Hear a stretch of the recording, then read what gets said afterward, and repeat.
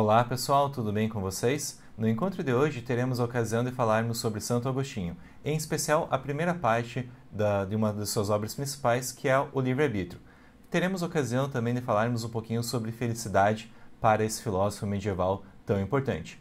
E no primeiro momento, antes de adentrarmos aos conceitos fundamentais dessa obra que eu tomo como objeto para esse vídeo, quero trazer para vocês alguns fatos para a apresentação, enfim, desse nosso autor aqui, desse nosso filósofo, o Santo Agostinho, né? Ele nasceu no ano de 354 e morreu no ano de 430. E umas curiosidades, enfim, né? Ele tinha um pai pagão e a mãe dele era cristã, né? A tal da Santa Mônica. E uma curiosidade aqui, que é um fato um tanto singular na nossa história, uma santa mãe de um santo. E Santa Mônica até aparece enquanto personagem de alguns diálogos do Santo Agostinho, mas o milagre principal que é atribuído a ela, ou enfim um dos principais, é a conversão desse pai pagão, né? Diz enfim, os relatos, a história, que o pai no leito de morte, em virtude de todo um trabalho ali de dedicação que a Santa Mônica teve, acabou abraçando o cristianismo, enfim, no leito de morte, né? Ele é natural de Tagaça, norte da África, e enquanto jovem, né, isso acaba sendo um relato que aparece nas confissões dele, ele saiu de casa para fazer estudos e ali ele acabou se envolvendo em algumas coisas que num segundo momento ele até vai se arrepender e até vai confessar, né? E em relação a esses fatos ali que num próximo vídeo posso falar um pouquinho sobre as confissões de Santo Agostinho, ele é famoso por uma oração que ele acaba aparecendo ali e defendendo, né? Santo Agostinho escreveu, né? Senhor, concede-me castidade, mas não agora. Entre as suas aventuras um tanto pecaminosas ali que ele acabou se envolvendo, e ele acaba relatando isso de forma clara e direta no segundo momento, né? Ele acaba colocando essa oração da procrastinação, né? Em que ele manifestava o que ele sabia que era correto, mas ele acabava pedindo um prazo de carência, enfim, tal ali, para Deus, para continuar pecando. Mas isso, deixo claro, é uma coisa que ele traz com uma vergonha que no segundo momento ele é objeto de reflexão nas suas obras das confissões, né? E durante sua juventude ele chegou, enfim, a ter uma mulher, ele não chegou a se casar formalmente com ela, mas ali nessa relação que ele teve fora de um sagrado matrimônio, ele desenvolveu vários conceitos que até acabam sendo objetos específicos de alguns textos dele, né? E o que eu chamo a atenção para vocês é que até os 28 anos de idade, ele rejeitou a fé cristã e acabou se envolvendo com várias doutrinas. Uma delas, inclusive, é o maniqueísmo, que ele acaba, enfim, escrevendo em oposição a essa doutrina, uma de suas obras fundamentais, que é o livre-arbítrio. Mas depois de ter 28 anos, enfim, em termos de reflexão, ele acabou se convertendo e ele narra que depois de ler uma passagem bíblica, né, Romanos 13:13, que diz para nós, né, andemos honestamente, como de dia, não em glutonarias, nem em bebedeiras, nem em desonestidades, nem em dissoluções, nem em contendas e invejas, mas revesti-vos do Senhor Jesus Cristo e não tenhas cuidado da carne em suas concupiscências. A partir do momento que Santo Agostinho começou, enfim, a viver sua vida de uma forma exemplar, considerando, enfim, que nem diz Romanos 13:13, né, como se estivesse em plena luz do dia, como se estivesse ao olhar de todos, isso mudou bastante a forma dele conduzir a vida. E ele já escrevia, enfim, vários textos. Eu quero agora contar para vocês duas últimas curiosidades a respeito da biografia dele, né? A primeira, na verdade, diz respeito quando ele virou bispo de Hipona. Teve uma eleição para definir quem seria o novo bispo, e o Santo Agostinho ali, entre os padres, foi o primeiro a se retirar da eleição, né? E ele falou, olha, vocês leram minhas confissões, falando para os colegas que estavam, teoricamente, concorrendo com ele, com a posição de bispo. Ele fala, né, vocês leram minhas confissões, sabem o tanto de coisa errada que eu fiz, logo eu sou o primeiro a falar que não quero assumir o cargo de bispo por conta, enfim, do meu histórico, né? E foi interessante que, um a um, cada padre que estava concorrendo àquela mesma vaga de bispo começou a falar, pô, mas espera aí, Agostinho, se não fosse suas confissões, eu não teria me convertido. Se não fosse sua obra tal, eu não teria tido determinada intuição que me fez, enfim, me aproximar do legado de Cristo, enfim, abraçar ali a lei divina, tal, né? E é interessante que um a um dos homens que concorriam cederam seu lugar e indicaram ali o nome de Santo Agostinho, enfim, o nome só do Agostinho na época, que acabou assumindo o cargo ali de bispo de Hipona.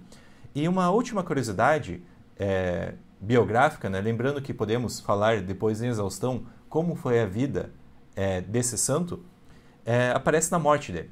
E um relato que eu trago a vocês que Hipona, em determinado momento, foi sitiada, foi feito um ataque, enfim, por hereges ali vinculados ao Taldoário, e uma oração que Santo Agostinho fez, até um milagre que é atribuído a ele, é que ele falou, olha, tudo bem a cidade, não é tudo bem sim, mas considerando que a cidade vai ser saqueada, ele fez uma oração pedindo a Deus que Deus preservasse pelo menos a biblioteca dele, com os escritos dele, enfim, com as obras importantes, né? E a cidade de Hipona, depois de saqueada, depois de queimada, enfim, destruída, vandalizada, por assim dizer, o único prédio que ficou intacto foi a catedral, e em especial a biblioteca ali dessa catedral, com todas as obras, escritos e textos, enfim, que Santo Agostinho considerava valioso. Pois bem, uma outra questão que eu quero trazer, ainda em sede introdutória, antes de adentrarmos ao determinante desse vídeo, é um pouco sobre as obras de Santo Agostinho. Ele tem, enfim, vários textos, na verdade existem mais de 400 escritos atribuídos a ele, claro, dentre cartas, dentre, enfim, manuscritos mais curtos, até obras mais robustas, né? Por exemplo, as Confissões. E quanto aos juristas, que acabam sendo o público-alvo, não digo exclusivo, mas inicial, enfim, dessas minhas falas, ele não trata em nenhum texto de forma específica e direta do direito. O direito acaba aparecendo de forma dispersa em seus textos, né? Seja no livre-arbítrio, falaremos um pouquinho ainda no encontro de hoje, seja, enfim, no Cidade de Deus, seja em algum outro relato, né? E uma coisa que é interessante é que Santo Agostinho não tem a pretensão de dar respostas definitivas às questões. Na verdade, muitos de seus escritos são respostas a questões concretas, né? Ele não tem uma pretensão de dar uma resposta última, mas sim responder determinada consulta, responder determinado questionamento. Quando nós começamos a falar do livre-arbítrio de uma forma mais específica, essa é uma obra direcionada para rebater os argumentos maniqueístas, né? Santo Agostinho teve contato com duas doutrinas que ele acaba refutando, dialogando e usando como interlocutor ao longo de seus textos. Com os céticos, que acabam negando o conhecimento da verdade para o homem, e também, enfim, ali o tal dos maniqueus, uma doutrina, inclusive, que Santo Agostinho relata ter tido contato, e parte das suas confissões ele fala o que levou ele a se aproximar dessa forma de pensar e, num segundo momento, o seu rompimento com essa doutrina. E o que os maniqueus, enfim, que eu trago aqui como primeiro tópico, enquanto prelúdio da análise do livre-arbítrio, traz para nós, né? Os maniqueus, eles trazem uma divisão entre bem e mal, mas uma divisão radical entre isso, né? Eles falam que basicamente há duas divindades, uma boa e uma má, uma voltada à luz, outra às trevas, né? E nisso, considerando a nossa condição humana, haveriam em nós duas almas, uma boa e uma ruim, cada um representando, enfim, uma dessas duas faces, né, desse dualismo. E quando nós fazemos alguma coisa errada, isso não seria propriamente culpa nossa, mas sim dessa parte maldosa da nossa alma, enfim, essa outra dualidade da nossa alma que nos iria impelir a determinada conduta. Contra esses autores que acabam fazendo uma divisão dualista, enfim, entre bem e mal, e afirmando a existência de um mal objetivo, Santo Agostinho vai ter como ocasião mudar a concepção de mal e aprofundar toda uma discussão em relação a isso. E uma estratégia que ele vai falar e utilizar, e isso vai aparecer amplamente ao longo do livre-arbítrio, é que Santo Agostinho se recusa a falar que existe um mal objetivo em que é responsável, enfim, e que seria uma divindade que seria responsável pelas nossas ações. Na verdade, ele vai atribuir ao homem todo o pecado moral que determinado sujeito, determinada pessoa comete, e não propriamente uma divindade que faz parte de determinada dualidade, né? E até num livro, um dos últimos textos do Santo Agostinho, na obra Retratações, ele fala de forma explícita e direta e reiterada, na verdade, que o livre-arbítrio era um diálogo direto com essa tese maniqueísta, de que haviam, enfim, duas divindades que iriam governar o mundo, e ele vai negar isso, vai falar, não, é um Deus único e que nós vamos considerar como base, e o mal não vai provir desse Deus único, não vai provir de nenhuma divindade, e sim de um abuso da vontade livre do homem. Chegaremos lá. Além disso, nesse livre-arbítrio, ele é um texto que é escrito no formato de diálogo, e o diálogo é travado em relação ao tal de Evódio. Evódio, ele teve como ocasião, enfim, também foi um bispo, mas antes disso ele foi um militar, teve toda depois, enfim, um estudante, e por fim teve o coroamento de sua carreira enquanto bispo de determinada cidade, né? E ele possui algumas correspondências trocadas com Santo Agostinho, além de ser um dos personagens desse diálogo, né? Esse diálogo lembra um pouquinho um diálogo platônico, né? Tem basicamente dois interlocutores que vão ali trocando ideias entre si, enfim, sustentando pontos de vista diferentes, e aos poucos eles vão construindo uma verdade de forma conjunta. Mas se eu pego a estrutura dos diálogos platônicos, apesar do Santo Agostinho ser um neoplatônico, que eu tenho ali, enfim, todo um método socrático que aparece nas entrelinhas dos diálogos de Platão, né? Eu não consigo aplicar de forma perfeita aqui, né? De fato, o Evódio muitas vezes serve como escada, né, para Santo Agostinho apresentar seus pontos de vista. Mas ele aqui não é propriamente, enfim, um diálogo com a estrutura platônica em sentido estrito, em que eu vou ter tipo, toda a ironia, toda a maiêutica, enfim. Para fechar essa primeira parte dessa exposição introdutória sobre livre-arbítrio, antes, enfim, entrarmos em questões mais técnicas, digo a vocês que o livre-arbítrio possui 3 partes. A primeira parte ele fala do uso da vontade, é o que eu vou dedicar, enfim, o restante desse vídeo. A segunda parte é dedicada a provar a existência de Deus, e ali nós temos alguns argumentos mais teológicos, realmente, trazendo essa questão. E a terceira parte apresenta para nós um aprofundamento das 2 primeiras partes, né? Futuramente, quem sabe, podemos fazer vídeos específicos ali para tratar a parte 2, que é bem interessante, a parte 3, que acaba trazendo coroamento, em relação a alguns conceitos aqui apresentados. É importante também mencionar que dentro do pensamento de Santo Agostinho podemos encontrar 3 definições de mal. Obviamente que o mal que vai ser o protagonismo em relação ao livre-arbítrio é o que nós podemos chamar aqui de mal moral. Mesmo assim, nós podemos encontrar nos textos dele um mal metafísico-ontológico e um mal físico. Vamos explicar basicamente as características gerais de cada um deles, lembrando que para nós o que nos interessa nesse vídeo, no estudo dessa obra, é o mal moral. O mal metafísico-ontológico, ele não existe propriamente, né? Basicamente, é uma ilusão que vai surgir para nós enquanto um distanciamento em relação a um grau de perfeição superior. É como se existissem graus de perfeições e o grau extremo de perfeição é Deus. E quanto mais nos afastamos, mais nos privamos de determinada questão de certa proximidade com Deus, mais temos, enfim, ali certo mal metafísico ontológico, né? Se vistos de forma isolada, essas questões metafísicas ontológicas, né, até parecem certos defeitos, mas na verdade são graus de imperfeição. E ali Santo Agostinho vai dar uma direção para que nós possamos nos aproximar de uma perfeição e fugir desse mal. Na verdade, esse mal é uma ausência, uma privação de uma presença divina. O mal moral, esse aqui que é o nosso protagonismo nesse vídeo, corresponde para nós a uma ideia de pecado. E ele vai ter origem, como veremos, no abuso da nossa vontade.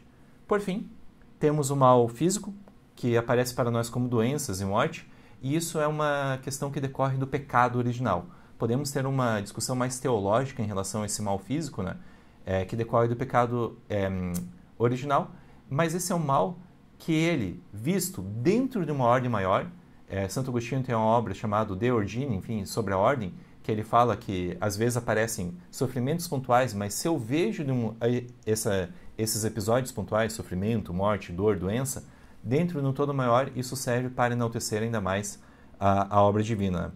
Se eu vejo em conjunto, enfim, esse mal físico acaba também desaparecendo. Portanto, o único mal que acaba tendo, enfim, uma existência mais relevante, mais objetiva, é esse mal moral que decorre das nossas ações e jamais decorre de Deus. Vamos agora começar a examinar os conceitos propriamente da obra. Trago aqui para vocês uma frase-chave para a explicação do livre-arbítrio e, de certa forma, é um bom resumo do texto do Santo Agostinho, né? Ele escreveu: a fonte do mal moral, o pecado, está no abuso da vontade livre, mas esta, enfim, a vontade livre é um bem em si, né? Mas esta é um bem, né? Quando nós falamos isso, e de forma reiterada, Santo Agostinho coloca, Deus não é fonte do mal, e sim o homem. Deus deu livre-arbítrio para o homem fazer o que ele bem entender. E se o sujeito, o homem, enfim, a pessoa, escolher fazer coisas más, vai pecar, vai, enfim, ali sucumbir às paixões e vai ter certas consequências em relação a isso. Mas essa possibilidade de escolha, que é a liberdade, é em si um bem. Quando temos essa construção, o importante aqui é que Santo Agostinho quer afastar um argumento maniqueísta de que algo divino seria responsável pela criação do mal. E aqui eu quero passar para vocês um raciocínio curto, mas que é importante para termos uma melhor compreensão desse ponto, né? Pois bem, a afirmação-chave aqui para nós é Deus não é fonte do mal. Vamos fazer um raciocínio aqui juntos. Por outro lado, tudo provém de Deus. Tudo que existe. E Deus é bem. Logo, nesse raciocínio, se tudo provém de Deus, inclusive o mal seria proveniente de Deus, né? Mas se a gente pergunta de onde que provém o mal? E aqui, Santo Agostinho afirma, esse mal, que nós vamos identificar como mal moral, não é proveniente de Deus, e sim de uma outra coisa, ou seja, o abuso da nossa vontade livre, que sim é proveniente de Deus. Quando nós temos essa resposta, que o mal não se origina de Deus, mas sim do abuso da vontade livre, nós temos ali o rompimento com a doutrina maniqueísta. Claro, tem aqui uma segunda objeção que vai aparecer, e inclusive é objeto da segunda parte do livre-arbítrio que nós não falaremos nesse vídeo, né? Que tem um argumento assim, falacioso, tem resposta fácil para isso, e Santo Agostinho se dedica a refutar na segunda parte. O argumento que aparece é o seguinte, olha, se Deus criou tudo, inclusive conferiu a livre vontade para o homem, e essa livre vontade é o que desencadeia as ações pecaminosas e com isso o mal moral que acaba aparecendo para nós, poderíamos falar o seguinte, se Deus não tivesse dado a liberdade para o homem, logo não haveria esse mal. Logo, Deus é culpado pelo mal moral, porque conferiu a liberdade. Essa é uma objeção que Santo Agostinho vai se preocupar em refutar, mas isso fica para um próximo vídeo. Se o mal não provém de Deus, de onde que provém? Obviamente do abuso da vontade livre que acaba levando ao pecado. Quero falar com vocês agora sobre a origem do pecado, que para Santo Agostinho, enfim, vai aparecer, como já disse, no abuso de uma vontade livre, né? Quem escolhe enfim, pecar, faz isso de forma voluntária, e com isso pode ser responsável moralmente por determinada conduta equivocada, da mesma forma que há um mérito quando o sujeito escolhe livremente agir de forma virtuosa, né? Quando nós trazemos essa questão, aqui nós também temos uma influência de Plotino, um outro teórico neoplatônico que influencia o pensamento de Santo Agostinho, né? Plotino diz, né? Mal não é um ser, mas ausência, a privação de um ser. O mal moral, nesse sentido, também vai possuir certa referência a isso, na medida que ele aparece como a renúncia a determinado bem. Toda a nossa ação acaba sendo direcionada a determinado bem. Quando nós não agimos moralmente, agimos tendo um agir direcionado a um falso bem, uma ilusão de bem, né? E nisso, acabamos nos privando de determinado bem e acabamos, enfim, agindo mal. Só que para aprofundar essa discussão, temos que ter uma reflexão dessa questão-chave, né? Por que nós agimos mal, né? Por que nós, às vezes, enfim, e na verdade mais vezes do que gostaríamos, acabamos agindo mal? Por que praticamos condutas, enfim, como homicídio, adultério, ou condutas menores, corrupção, enfim, pequenas corrupções ou pequenas faltas de educação, faltas de gentileza? Para responder essa questão, Santo Agostinho, no primeiro momento, se dedica a responder, tá, mas o que é o mal? Como que surge esse mal? E ele vai levantar algumas hipóteses, né, que ele acaba afastando. A primeira hipótese que ele afasta é o mal seria aquilo que é proibido. Se eu falo que mal é aquilo que é proibido, isso tem um problema de ordem ali, né? Na verdade, aquilo que é proibido por ser mal, e não ao contrário, né? Essa é um primeiro equívoco que a gente acaba afastando quando nós perguntamos, tá, mas o que é esse mal? Uma segunda questão que aparece ali, né? Determinada coisa seria má porque ninguém quer ser vítima. E o exemplo que Santo Agostinho dá é um tanto inusitado, né? Ele fala que algumas pessoas, de forma voluntária, acabam sendo vítimas de adultério. Isso, por exemplo, em trocas de casal, enfim, esse é o exemplo que ele vai falar, né? Um exemplo mais sutil, mais cotidiano, de forma voluntária, muitas pessoas acabam alimentando vícios. Por exemplo, fumar, beber, enfim, tal. Isso, como nós veremos, acabam também sendo desvios do caminho correto dentro da doutrina moral do Santo Agostinho. E é um exemplo um pouquinho mais leve do que a gente pode colocar, né? Mas ele vai pesado e fala que algumas pessoas, de forma voluntária, quando praticam condutas como, por exemplo, troca de casal, swing mesmo, acabam sendo vítimas de um mal de forma voluntária. E uma terceira hipótese que ele vai levantar, e aí sim ele responde por que agimos mal, ele vai falar o seguinte: nós agimos mal quando nós nos somos levados por determinada paixão que move a nossa conduta. Né? Há uma paixão que acaba movendo a nossa ação ao pecado. Né? E nisso, quando há essa intenção, enfim, determinada ação, impulsionada pela paixão, nós acabamos agindo mal. É interessante nós respondermos, ainda que de forma provisória, né, e não aprofundada, o que é essa paixão que Santo Agostinho está se referindo. Basicamente é um impulso interno que nos move em direção a um desejo. E muitas vezes esse desejo traz para nós uma ilusão de bem e não um bem em si. Né? Daí a gente acaba se desviando. Quando nós agimos para alimentar determinado vício, em virtude de determinado impulso, determinado instinto, abandonando o agir racional, nós estamos agindo sobre o domínio da paixão. Antes de nós movermos adiante, quero pontuar uma objeção que aparece dentro do texto do Santo Agostinho, né, em relação a esse conceito que nós vimos de paixão, essa questão que o mal se origina na paixão. Ele vai mencionar que existem algumas condutas que são objetivamente más e que não necessariamente estão acompanhados por essa paixão. E aí, como que eu explico esse tipo de situação? Né? Basicamente, nós temos situações como um soldado que mata o inimigo em guerra, quando nós estamos numa situação, por exemplo, de legítima defesa e temos que matar alguém para evitar que sejamos mortos, ou, enfim, determinada execução de pena de morte. Basicamente, são algumas situações que trazem mal de forma objetiva, que vai implicar, por exemplo, na morte de alguém, mas que são autorizadas pela legislação civil. E como que ficam essas situações, né? Como que fica essa ação objetivamente má que acaba sendo autorizada pela lei civil? Pois bem, diante disso, Santo Agostinho vai falar que essas ações propriamente não são pecados, ainda que possam ser condenados. Né? Quem mata nessas paixões, algumas vezes pode até matar em posse de determinada paixão, né? Por exemplo, com um desejo de proteger a sua própria vida, desejo de proteger os seus filhos, enfim, seu cônjuge e tal, né? Nessas situações extremas. Mas quando nós fazemos essas condutas, estamos fazendo isso em nome de um mal menor.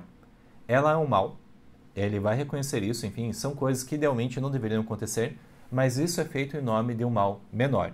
Na medida em que o sujeito mata alguém para preservar sua vida, Santo Agostinho fala, né? É melhor perder a vida de um sujeito corrompido do que de um homem virtuoso. Né? Nesses casos, ainda que seja reprovável moralmente, ainda que não seja a conduta ideal, são condutas autorizadas pela lei civil e Santo Agostinho vai falar, olha, isso não é pecado, pode matar nessas circunstâncias, até a Igreja Católica, enfim, tem normas específicas sobre isso, mas ainda assim acaba sendo uma conduta que nós devemos evitar. Até que ele fala, numa situação de legítima defesa, idealmente você não vai precisar matar determinado sujeito. Né? Tanto melhor se você, enfim, conseguir se defender, sei lá, só neutralizando a agressão, mas preservando a vida do agressor. Melhor ainda se conseguisse, sei lá, só com a lábia, converter o sujeito ao bom caminho e a não reincidir mais determinadas condutas. Mas, numa situação extrema, pressupondo que não há um abuso de legítima defesa, o sujeito que mata, nessas situações permitidas pela lei, acaba não pecando.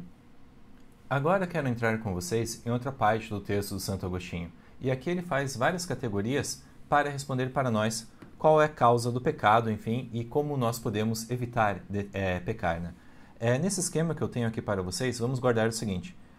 Onde se origina, vamos colocar a seguinte questão, né? Onde se origina a má ação? No abuso da vontade livre. Né? E o sujeito que abusa da vontade livre acaba escolhendo agir em nome de suas paixões e não em função de sua razão. E aqui ele vai fazer toda uma contraposição em relação a categorias entre homem sensato e insensato tal, que eu quero passar para vocês. Né? Basicamente, diante de cada situação, de cada conduta, de cada escolha que a vida cotidiana nos coloca, nós podemos agir em função de uma paixão ou buscar aquilo, um agir mais racional ou agir mais adequado a determinada medida. Sabendo que a resposta correta, o uso correto do livre-arbítrio é aquele que nos leva a um agir racional e não em nome de uma paixão, de um desejo que acaba sendo temporário. Né?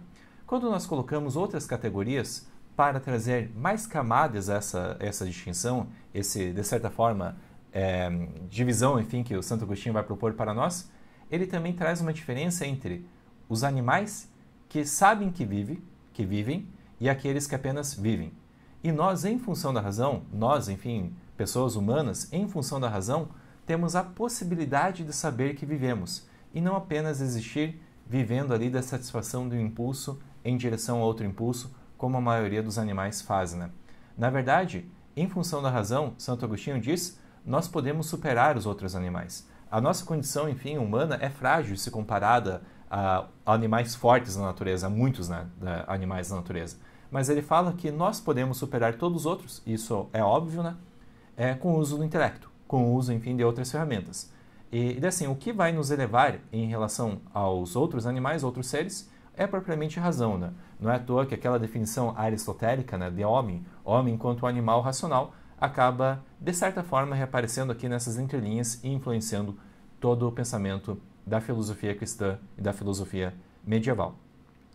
E já que nós temos a possibilidade de saber que nós vivemos, com isso nós acabamos ocupando um nível mais elevado dentro de uma certa hierarquia das coisas naturais.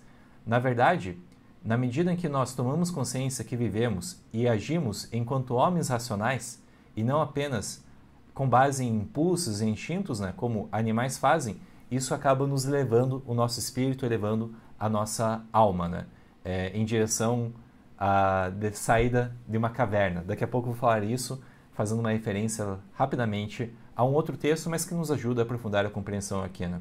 Fazendo uma referência, enfim, às Confissões do Santo Agostinho. Dentro desse contexto, dentro dessa posição entre viver e saber que vive, quero também citar uma frase do Oscar Wilde. Eu sei que não é propriamente uma aula de literatura aqui, mas Oscar Wilde tem uma frase fantástica, né? Ele disse, né? Viver é a coisa mais rara. A maioria das pessoas apenas existe. Assim, dentro de Santo Agostinho, já que a gente sabe que vive, e nós sabemos que existimos, e sabemos que não existimos por conta própria, podemos tornar a nossa vida mais digna na medida que tomamos decisões com base na razão e não com base em um desejo temporário. Né? Do contrário, nós estamos nos aproximando ali de uma mera existência. Na verdade, conforme nós vamos vivendo com base na razão, nós nos aproximamos do que ele vai chamar de um homem sábio, em oposição ao que nós poderíamos criticar, enfim, de um homem insensato, né? Que acaba tendo, enfim, um desvio de sua conduta. É insensato ser dominado pelas paixões. Por outro lado, é sábio governar esses movimentos irracionais da alma. E esses movimentos, enfim, são diversos. Todos nós vamos sentir movimentos, vontades, desejos, né?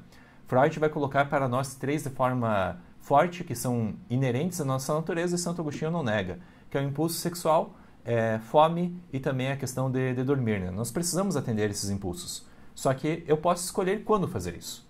E na medida que nós escolhemos fazer isso, nós estamos ali governando certos movimentos irracionais que surgem dentro de nós.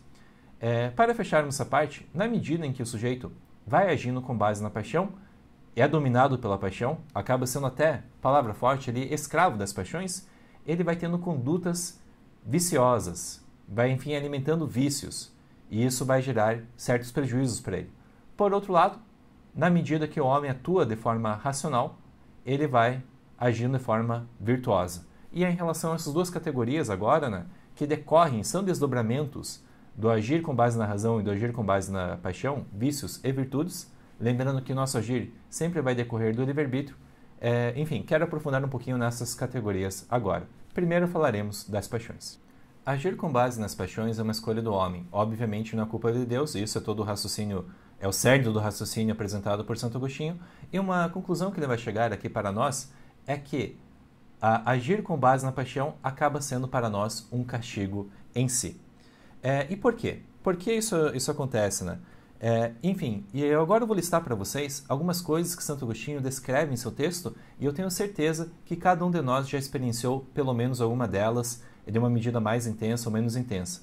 Na verdade, na medida que nós atuamos com base em vícios, nós vamos pecando. E, enfim, podemos listar os 7 pecados capitais, dentre outros possíveis, e na medida que nós alimentamos determinada questão, vamos nos perdendo no que podemos falar, enfim, de certa desventura, certo castigo em si.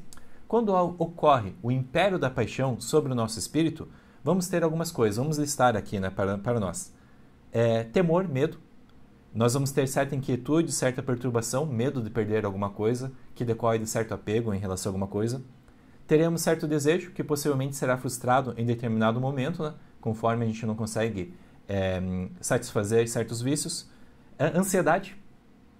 Ansiedade é uma coisa bem mais corriqueira em relação a nós. Falsa alegria.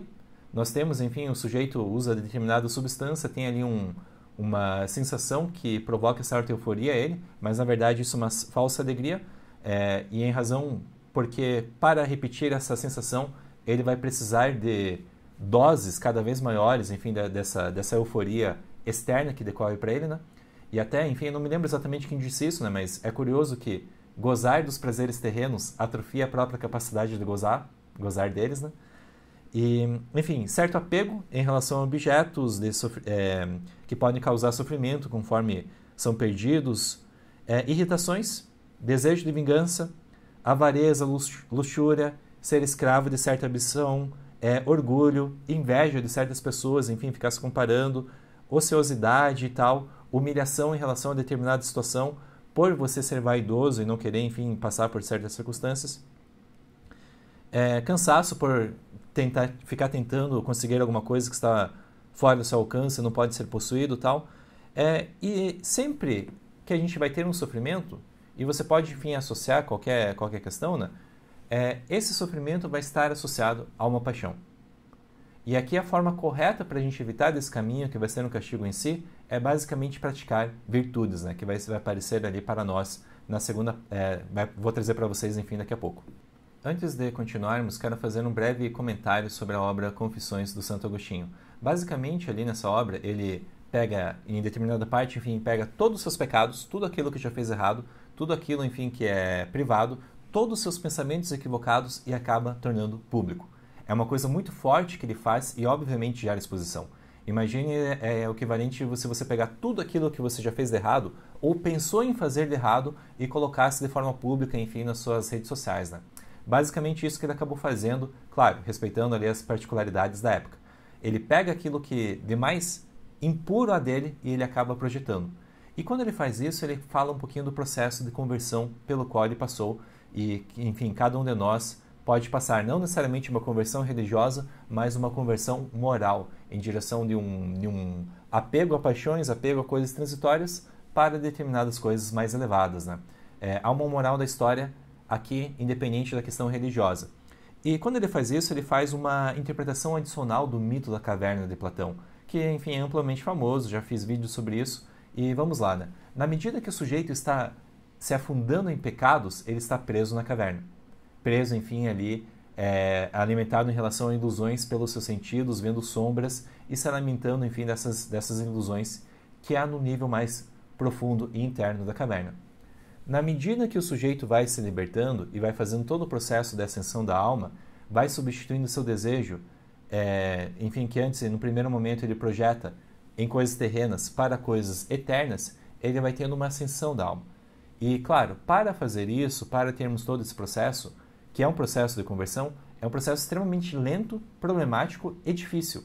Mas na medida que o sujeito vai passando por isso, ele vai conscientizando cada vez mais que ele é o autor do seu sofrimento e também é o responsável pela sua conversão, pela busca, enfim, da sua própria felicidade. E as Confissões de Santo Agostinho, especialmente quando ele narra, enfim, essa parte mais ímpia da vida dele, do passado dele, é especialmente interessante fazermos a referência, enfim, para explicarmos esse conceito, né? E daí o que Santo Agostinho faz, na verdade, é convidar que cada pessoa saia da sua caverna na qual nós afundamos em relação às nossas paixões para buscarmos alguma coisa diferente, né? Além do livre-arbítrio, é preciso uma boa vontade para fazermos as decisões corretas, para termos, enfim, as melhores decisões que vão nos levar ao caminho correto, né? Quero mostrar aqui para vocês algumas considerações sobre a boa vontade que aparece na primeira parte do livre-arbítrio de Santo Agostinho. A boa vontade nada mais é do que uma graça de Deus. E até que tem um historiador medieval famoso, Etienne Gilson, que fala, né? Duas coisas são necessárias para a salvação do homem: livre-arbítrio e a graça de Deus. A graça de Deus vai tornar a nossa vontade uma vontade boa, né? E o que é essa boa vontade que é tão importante para nós? É a disposição, é o desejo de vivermos com retidão e honestidade. E para fazermos isso, nós precisamos agir de forma virtuosa. Nós precisamos, enfim, ter disposição, ter força para seguir 4 virtudes cardeais. Nesse esquema anterior que eu passei para vocês aqui, né, eu tinha, enfim, a razão, todas aquelas questões que levam a agir virtuoso, e na medida que nós temos isso, para Santo Agostinho, nós acabamos nos encaminhando para a felicidade, para fora da caverna, para a beatitude. E agora eu quero mencionar para vocês as 4 virtudes cardeais que Santo Agostinho trabalha de forma direta em seu texto Livre-arbítrio. Basicamente, ele fala que temos que agir de forma virtuosa. Virtude é o hábito de viver bem, e são 4 virtudes que nos levam a fugir do pecado, a evitar o pecado: prudência, força, temperança e justiça. A prudência diz para nós, Santo Agostinho escreveu, né? Prudência é o conhecimento daquelas coisas que precisam ser desejadas e as que devem ser evitadas. Na medida que nós somos prudentes, vamos saber, enfim, tomar decisões melhores, usar melhor o nosso livre-arbítrio. A segunda virtude cardeal que devemos praticar é a força, que significa que constitui a disposição da alma pela qual nós desprezamos todos os dissabores e a perda das coisas que não estão sob o nosso poder. Claro, cada um de nós vai passar por perdas, vamos perder parentes, vamos perder familiares, vamos ter frustrações em relação à vida, perder determinada vaga de emprego, determinada coisa que nós desejávamos, enfim, né? E para passarmos nessas situações sem sucumbir às paixões, precisamos de força, precisamos dessa fortaleza. A terceira virtude que trago a vocês é a da temperança, que significa disposição que reprime e retém o nosso apetite longe daquelas coisas que constituem uma vergonha ao serem desejadas. E a gente sabe que existem prazeres bons da vida, prazeres, enfim, né? Mas a gente tem que ser bem moderado em relação a essas coisas para não virar escravo delas, né? Nesse contexto, até quero citar uma frase do Pitágoras, né? O homem é livre de tudo aquilo que ele pode dispensar, daquilo que ele não pode, ele é escravo. E um agir temperante, enfim, sem ser muito radical aqui, é na medida que nós conseguimos usar e desfrutar de certas coisas sem ser escravos delas. Por fim, justiça, que é a virtude pela qual damos a cada um o que é seu. Na medida que nós fazemos isso, nós temos, enfim, um agir virtuoso que nos encaminha para a felicidade. E o que é interessante concluir dessa parte é que o homem é responsável pela tomada de suas decisões que pode levá-lo à felicidade ou à infelicidade. Já nos encaminhando para a conclusão, Santo Agostinho faz um questionamento interessante para nós, né? Já que essa felicidade depende de nós e também a infelicidade depende de nós, e sabendo que também que todo mundo quer ser feliz, por que há pessoas que são infelizes? Se a receita, em tese, ele é simples, né? Basta agir de forma virtuosa. Nesse contexto, Santo Agostinho diz para nós: não basta querer, não basta desejar, é preciso desejar com retidão. E não se enganem, ser virtuoso, ter a coragem, enfim, ali para sair da caverna, é extremamente difícil, é extremamente problemático. E, enfim, nós que vivemos, sentimos, enfim, as paixões, sabemos que não é um processo tão fácil assim ser santo. E fechando agora a nossa discussão no encontro de hoje, trago para vocês aqui uma contraposição que Santo Agostinho faz ao longo do livre-arbítrio. É um conceito, enfim, que jurídico, não propriamente jurídico, mas que tem a ver com uma filosofia do direito, que é uma disposição, uma contraposição entre lei temporal e lei eterna. Essa discussão fica extremamente mais complexa em São Tomás de Aquino, mas isso é objeto de outros vídeos. Basicamente, ele fala que nós temos certas leis temporais, que são feitas pelos homens, e outra que vai decorrer, enfim, ali de Deus, né? E uma coisa que é interessante, leis temporais diferentes, até contraditórias entre si, podem ser justas e compatíveis com a lei eterna. Logo no início do livre-arbítrio, ele dá um exemplo disso, né? Ele fala que é justo que uma sociedade com homens virtuosos se autogoverne, mas seria injusto essa mesma questão numa sociedade que já está em decadência, né? Sendo que seria justo para uma sociedade com essa característica, enfim, que já foi corrompida, que as pessoas, enfim, buscam apenas seu próprio interesse pessoal, que ela fosse governada pelos homens mais sábios por uma elite moral de determinada sociedade. Basicamente, ali nós temos uma aristocracia no segundo exemplo e uma democracia no primeiro exemplo, né? E, obviamente, são incompatíveis entre si, mas ambas acabam sendo compatíveis com a lei eterna. E a lei temporal, que, enfim, é criada por os homens, vão regulamentar bens temporais, que são bens do corpo, a nossa vida, a nossa saúde, bens materiais também, enfim, certas questões de honraria, cargos que a gente recebe, e também questões monetárias, contratos, dinheiro, salário e tal, né? E, por outro lado, nós temos a lei eterna, que é basicamente viver em conformidade com aquilo que é eterno, aquilo que é durável, aquilo que vai decorrer de Deus, né? Aqui nós podemos entrar numa parte mais teológica, mas mesmo sem aprofundar nessas questões, faz todo sentido filosófico aqui o que Santo Agostinho quer trazer para nós. E dentro dessa relação entre dois tipos de leis, Agostinho fala que existem dois tipos de homens. Um que é amigo das coisas eternas e outro que é amigo das coisas temporais. O homem que é amigo das coisas temporais e dos bens temporais acaba sendo ali um sujeito que se encaminha para a infelicidade, para um castigo em si, na medida que ele alimenta as paixões. Enquanto que o sujeito que é amigo da lei eterna, das coisas eternas, tem ali uma predisposição muito maior para realizar, enfim, sua felicidade, sua bem-aventurança. Para fechar essa parte, e sobre bens eternos, quero citar para vocês uma passagem bíblica, na Mateus 6,19. Eu sei que é uma questão um pouquinho mais teológica, mas é oportuno para nós compreendermos esse conceito filosófico que o Santo Agostinho apresenta para nós. Mateus 6,19 diz o seguinte: não acumulem para vocês tesouros na terra, onde a traça e a ferrugem destrói, e onde os ladrões arrombam e furtam. Basicamente, ali, os bens temporais, por própria definição, vão desaparecer, vão ser corrompidos, né? Mas acumulem para vocês tesouros nos céus, onde a traça e a ferrugem não destroem, e onde os ladrões não arrombam nem furtam. Pois onde estiver o seu tesouro, aí também estará o seu coração.